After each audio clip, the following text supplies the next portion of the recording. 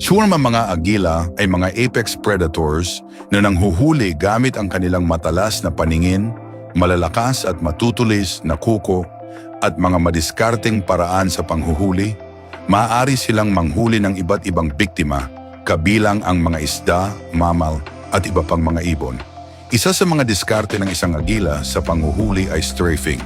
Ang mga agila ay lilipad sa isang kawan ng mga waterfowl o ibong tubig, nakikilala bilang mahihinang ibon. Pinapagod muna nila ang mga ibon sa kanila ito sasalakayin at huhulihin. Ang surprise attack ay isa ring paraang ng mga agila. Aatake mula sa himpapawid ang mga agila patungo sa biktima.